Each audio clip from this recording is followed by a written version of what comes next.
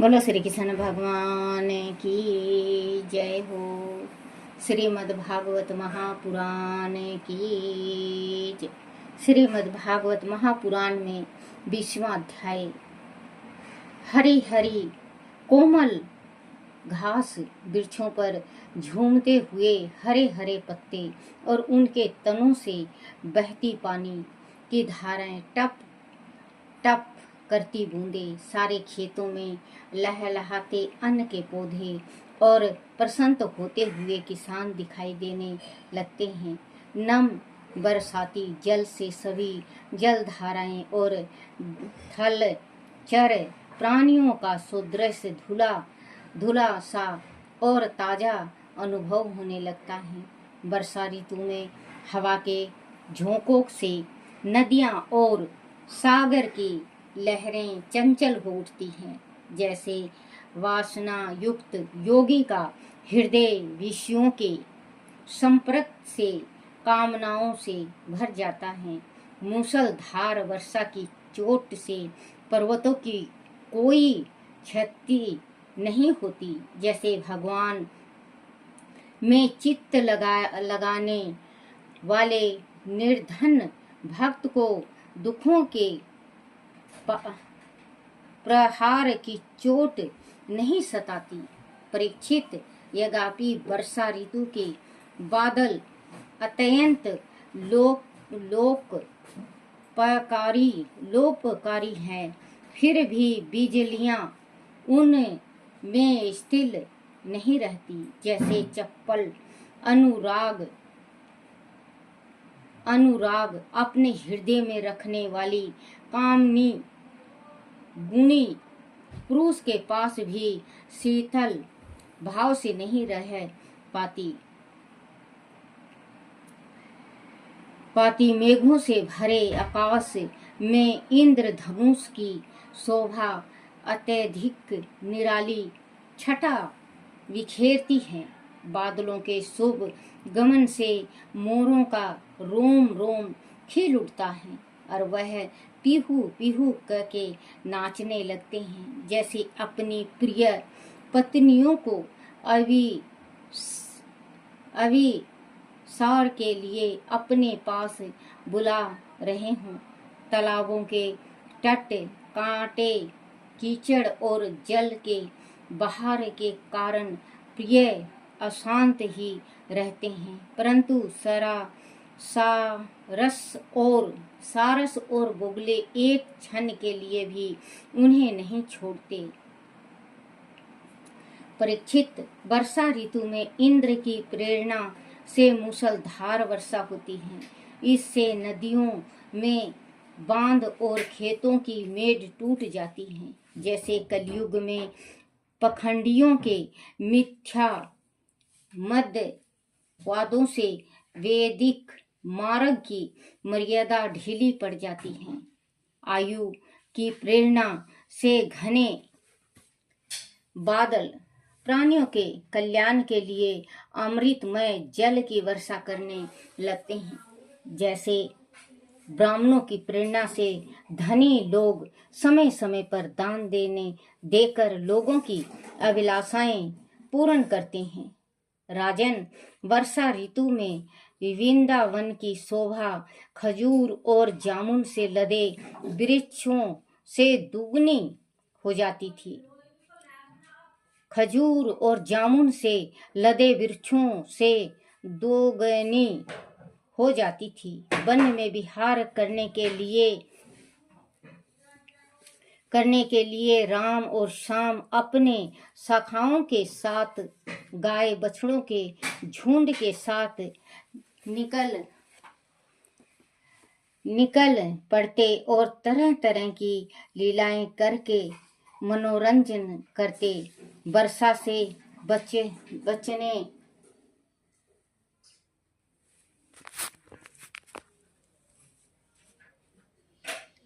बचने के लिए कभी घने वृक्षों की छाया में खड़े हो जाते, कभी पर्वतों की कंधारों में जा घुसते और घर से लाया हुआ दही भात दाल साग और मक्खन खाते। कभी कंद मूल तो कभी पके फल तोड़ तोड़ कर खाते, पीतल तोड़ तोड़ कर खाते, शीतल जल के झरनों से पानी पीते। इस प्रकार राम और श्याम बड़े आनंद से ब्रज में निवास कर रहे थे।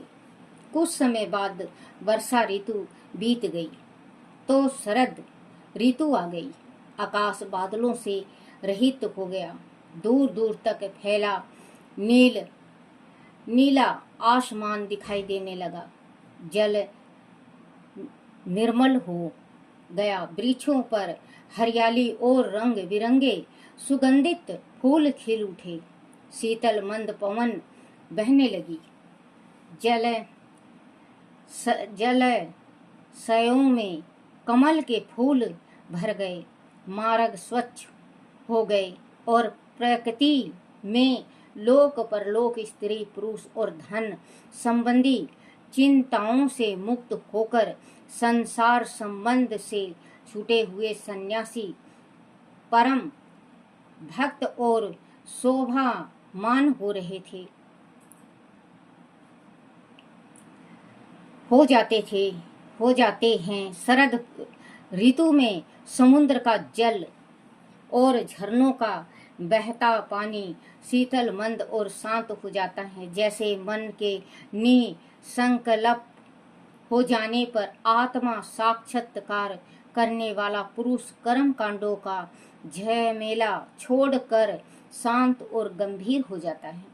इस ऋतु में दोपहर की धूप बहुत तेज और कष्ट देने वाली होती है, परंतु रात्रि में चंद्रमा लोगों का संताप हरने वाला होता है। जैसे भगवान के प्रति गोपियों के विरह को श्री कृष्ण अपनी मधुर मुस्कुरान से नष्ट कर देते हैं। शरद ऋतु के रात्रि के समय मेघों से रहित निर्मल आकाश झिलमिल करते तारों से भर जाता है। परीक्षित, उन तारों के मध्य चंद्रमा इस प्रकार से सुशोभित होता है जैसे पृथ्वी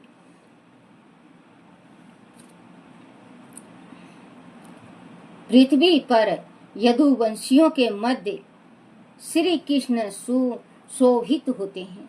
वृक्ष पर लदे पुष्पों के मध्य से शीतल मंद सुगंध पवन के स्पर्श से हृदय की जलन शांत हो जाती है, परंतु गोपियों का विरह बढ़ जाता है, क्योंकि श्याम सुंदर ने अपनी मोहनी सूरत से उनका हृदय चुरा लिया है। जैसे राजा के आने से चोर डाकू छिप जाते हैं और सभी लोग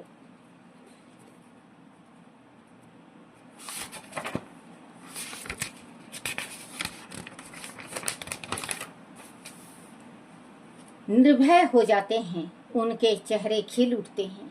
वैसे ही शरद ऋतु के आने पर जब सूर्य उदय होता है तो कुमुदिनी के अतिरिक्त सभी प्रकार के कमल के फूल खिल उठते हैं। खेतों का अन्न पकने लगता है और सारा ब्रज राम और श्याम की उपस्थिति से सुशोभित हो जाता है। परीक्षित, शरद ऋतु के कारण वन की शोभा दुगनी हो गई थी।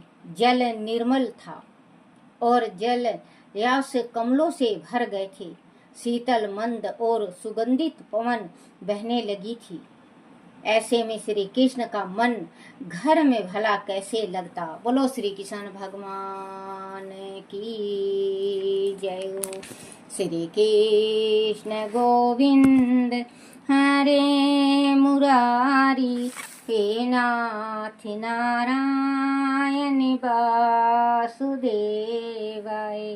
हे नाथ नारायण वासुदेवाय, हे नाथ नारायण वासुदेवाय। श्री कृष्ण गोविंद हरे मुरारी, हे नाथ नारायण वासुदेवाय। बोलो श्री कृष्ण भगवान की जय हो। अपने अपने माता पिता की जय हो, अपने अपने गुरुदेव महाराज की जय हो।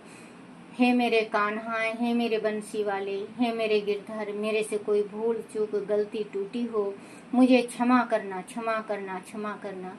बोलो श्री भागवत महापुराण की जय हो।